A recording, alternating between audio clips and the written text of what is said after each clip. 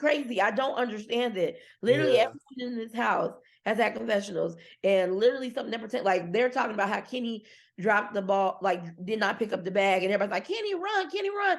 A confessional should pop up. If it was Nelson or somebody else, a confessional would pop up and be like, oh, I didn't even hear them. I don't even know what happened. But then once I got there, I took off. But Exactly. nothing from Kenny. That's maybe I don't know. I don't know.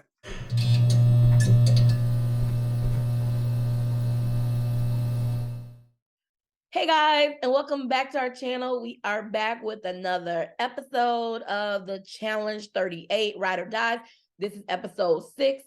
This episode was really good. I think this is their best episode this season so far. There was a lot happening, a lot of action, and things that needed to happen. I was very happy about this episode. Yeah, I was happy. It hit all the marks that it needed to. And it also kind of put me back on the Jay and Michelle train just a little bit. I was like, I'm not It put fully me back in on their a camp. train, but I'm ready to hop off anytime for any reason Exactly. They brought me whatsoever. back, but it's only on a trial basis. Like, I'm Yeah. not fully invested in them, but I'm like, okay. Well, because they not really fully invested either. Like, So that's why let's I'm talk not about fully it. invested. But Let's talk about it. yeah, so this episode picks up right where the last episode left off. We're leaving from elimination. Laurel and Jack won the elimination and sending Kim and Colleen home. And then we also do get a cute moment of Anissa and Jordan speaking about how, like, because Jordan has had to do like things more than everybody else, it has really pushed him just to be like the athlete he is, the person he is. I thought that was a nice moment, and it also kind of showed how their relationship has evolved, maybe from them being ride or dies in this challenge or just like throughout the years.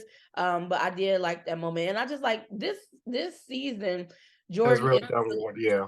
He's very likable. He is very calm. And just, I think overall, Jordan is like, he's always been a beast. We know Jordan can do these challenges, but he has had a little bit of trouble with social game throughout the years. And I think this season, he is doing what needs to be done in that aspect.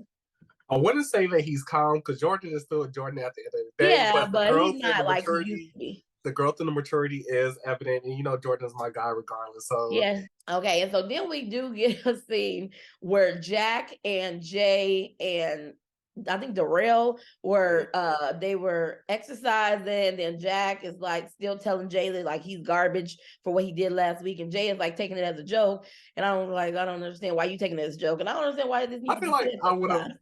I would have I'm Jay in the situation because I would have did the same thing. Like we're not broken up. We're just on a break. In the words of Ross, we were just on a break. Like you're not about to. Well, We're okay, not I done. understand that, but Jack was serious, but maybe in the I moment, don't maybe think they Jack didn't was think he serious. was I serious. feel Yeah. like if Jay would have kept playing, I'm pretty sure if the cameras wasn't right, because Jack was the one who brought it up in the first place. Was Yeah. like, Jay, the camera's here for your apology. And he's like, oh, I was supposed to apologize. And then it was that playful banner. I would have been Jay too. I would have been like, oh, so you mad, huh? You big mad, huh? Also see a scene with Laurel, and she tells, I can't remember who she was talking to. Oh, Mariah. I think she's talking to Mariah. She tells Mariah that Horacio had told her the night before that he basically got a girl back home, and basically she feels hurt and like she was being played with because she was kind of like feeling him, but now she knows there's not a real like future for anything because he has a girl back home, and Horacio feels on his side that he might have made a mistake, and I guess maybe he wasn't taking it like that, or he thought they was just like flirting but not nothing serious, and maybe when he felt like it was serious, that's when he told her. So I'm not sure on his side what, but he said he's sorry that he didn't mean to do it like that. So that's what he made a mistake in his approach. So that is what Laurel is feeling. So she leaves out the room, and now we see her flirting with Fessy, Faisal. And he kind of says like Laurel gets what she wants and I'm what she wants. Something like that. Something. Yeah, anytime Fessy, aka Fessel, talks, I roll my eyes. Definitely when he like boosts himself up, I'm like, boy, Yeah, I nobody. was like, you just talking You're to her second yourself. choice. Second choice. Well, yeah, he Like was. Yeah, I was like, you not really what she wanted. talk about you held Horacio like this. She was laying next to him. Like they were like, come on now, like stop it. But going back, I think The issue was, I think Laurel didn't want to be in a position where, because I feel like Horacio didn't say it was his girlfriend. I just feel like he was saying that he had somebody else that he was talking to that potentially Yeah. leads somewhere. And Laurel, I think, took it as, oh, he got someone that he's gonna make his girlfriend or on the verge of being boyfriend girlfriend. So let me step back. Yeah. And I think that's kind of where the miscommunication went. I think the level of his relationship with the other girl kind of, yeah, caused the red flag in Laurel. Because I think from what Horacio was saying in his confessionals, that Laurel too, he had significant feelings for, and it wasn't like a, oh, I'm just talking to you because I'm in a house type of thing. It was, I can see us growing and potentially being something, but I also do have that same connection with someone back home. So I think that's kind of where Yeah. the disconnect was. Okay. And then Laurel, I'm not Laurel. Horacio tells Olivia he's just gonna like give Laurel time, like she might need space right now. Let's get to the challenge. The name of the challenge is called Down the Line. I This was one of the I best really like it. challenges. You said what? Yeah, this was one of the best. Best? Yeah. Okay, yeah, I was about to say, yeah, I like this challenge. I like this challenge a lot. The first part of the challenge proved to not really matter, I don't think, in the overall scheme of things though. The challenge was called Down the Line. So it's played into heats where a team must dig in their marked zone 2 bags of puzzle pieces. So once they grab the first bag, they will hand it off to their teammate who will go to a cranking station and crank the zip line to a good point. The second team member will continue to dig for the second bag and then go on to the platform, zip line across, swim, and then come together to make a puzzle on the other platform. And the fastest Yeah. team win. Yes. So I like you said, I thought this was a really good challenge. The only part, the beginning part, like the first partner that runs to crank the thing, it doesn't really matter because by the time that part didn't really matter because by the time the second team member found their bag for everyone, Yeah. everybody had cranked it. You know what I mean? Like it's not like they found the bags right at one up right after the other. So by the Yeah. time anybody got to their station, all the first partners had already cranked it all the way. So it Yeah. didn't matter. It We was could have ran literally a together at little that point. It didn't really jump in the matter. water and then onto the platform, essentially. Yeah, yeah. So yeah, the Um, drinking part but didn't come into play really. with this first heat, I didn't like Nani's attitude. I felt like I didn't know where she was coming from.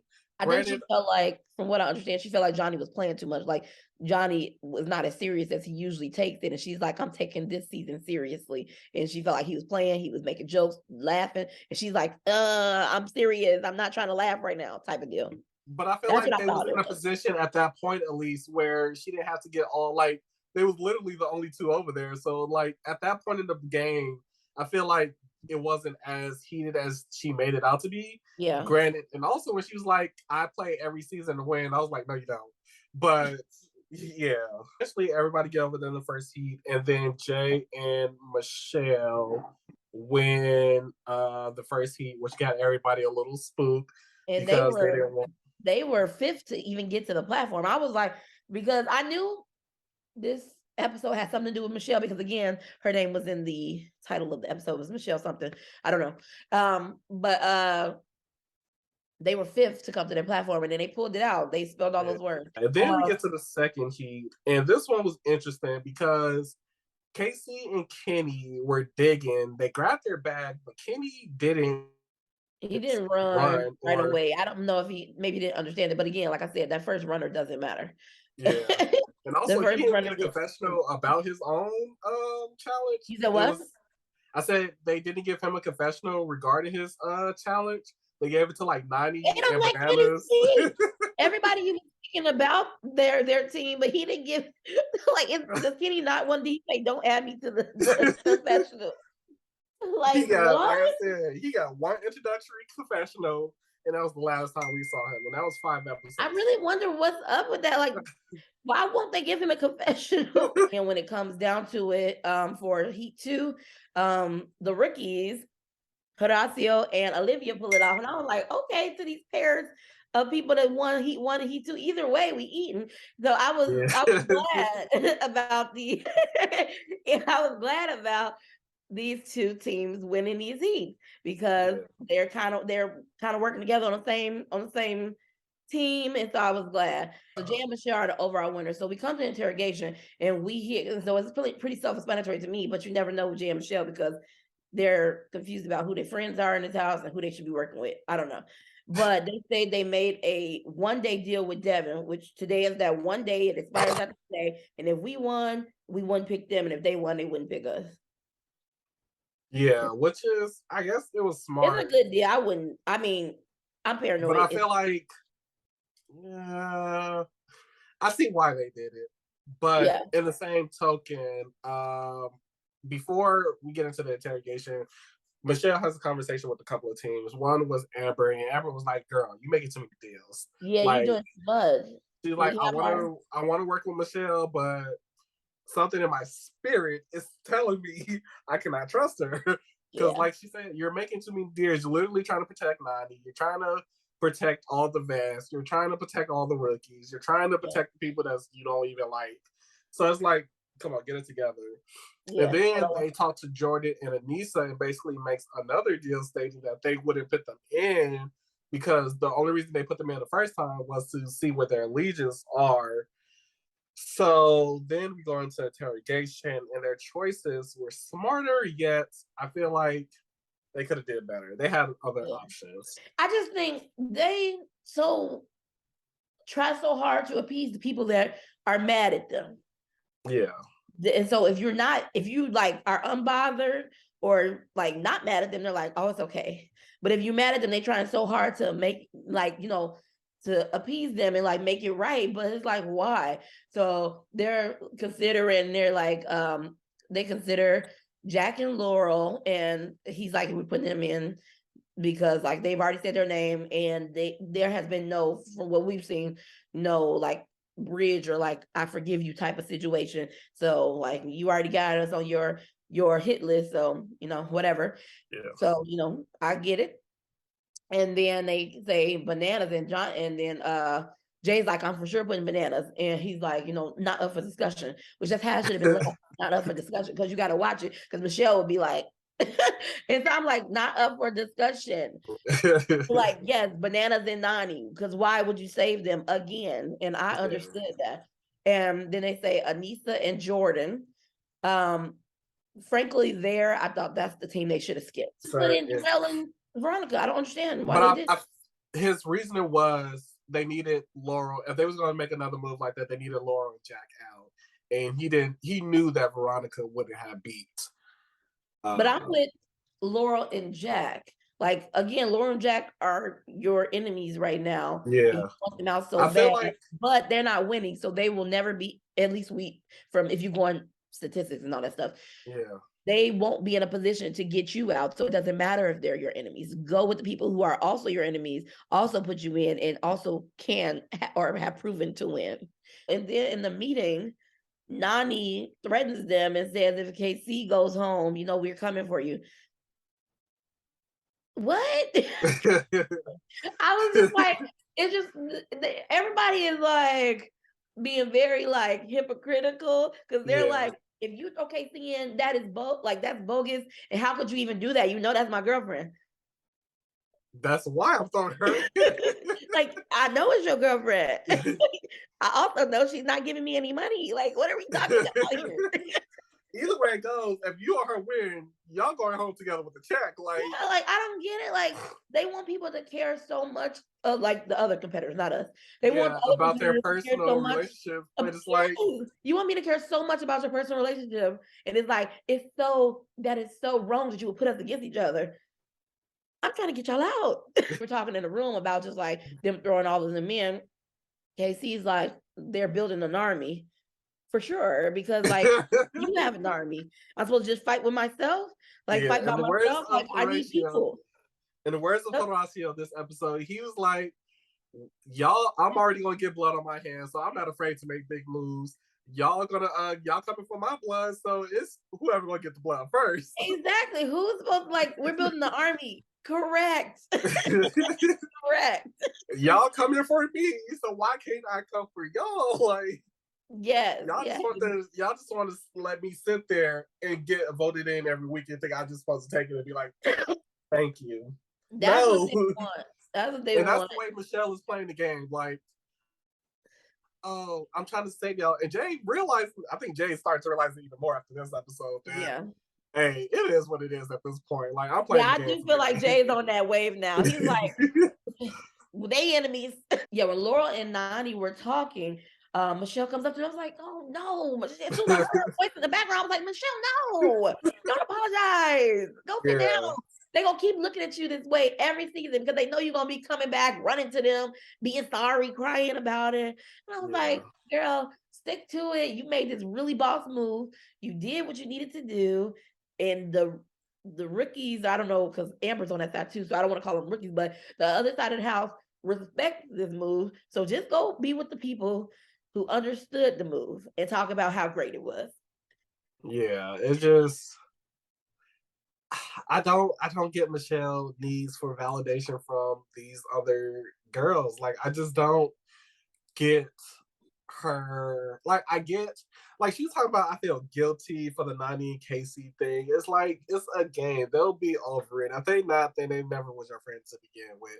Like if Michelle needs to learn how to separate the game from the personal, because if she doesn't and she comes back, it's going to be her downfall every time. And so at the elimination, we come in, all the teams come in, and Jay and Michelle basically say, this team, it had a lot to say, talking about the conversation they had in the interrogation, and they they named Jordan and Anissa as their like automatic team to go in.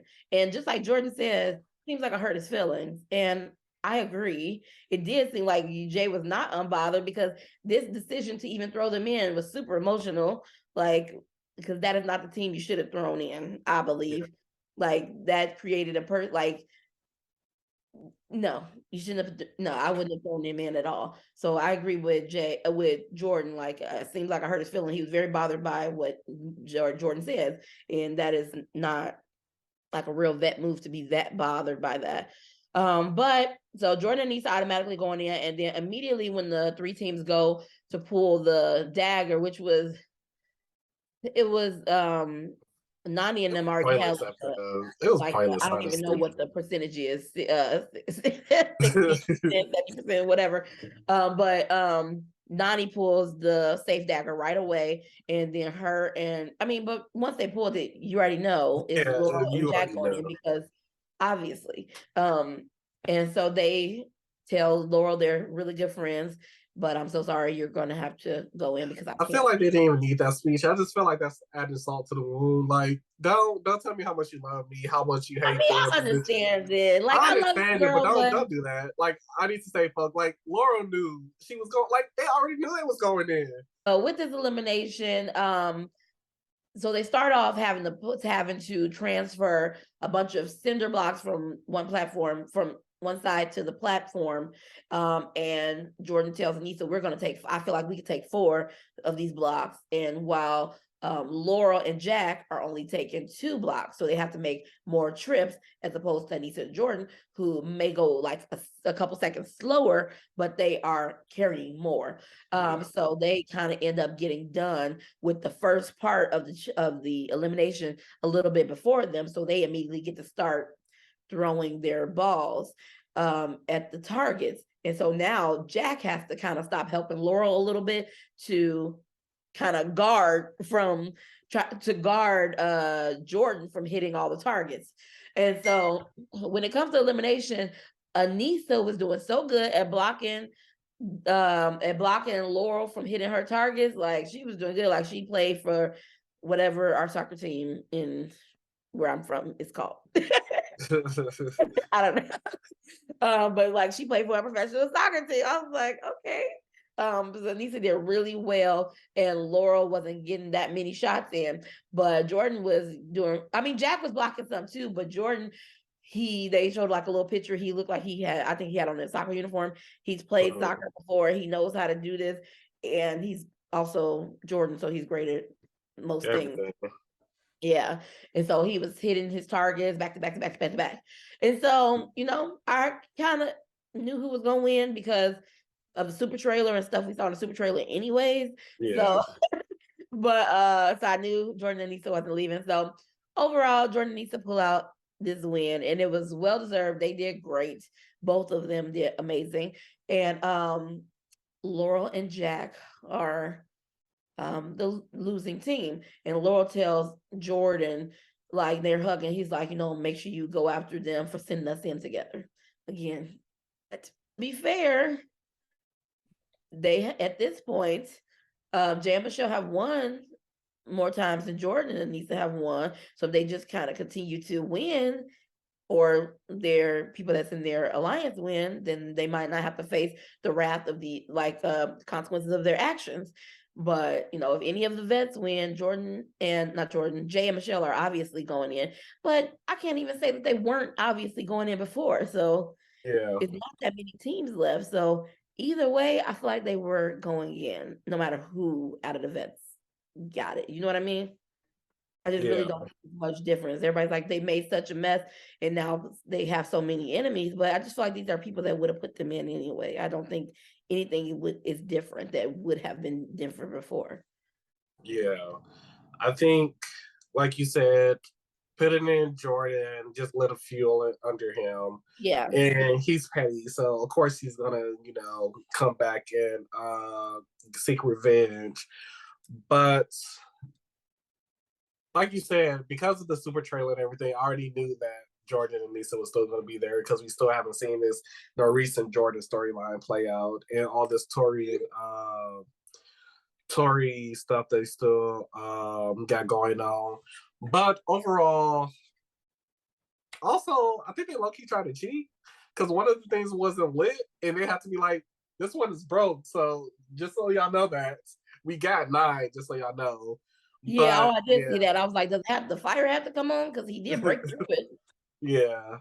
So overall, Jordan, that's my number 1. So regardless, he always had my vote. So Yeah, that is our quick review and recap of the Challenge 38 episode 6.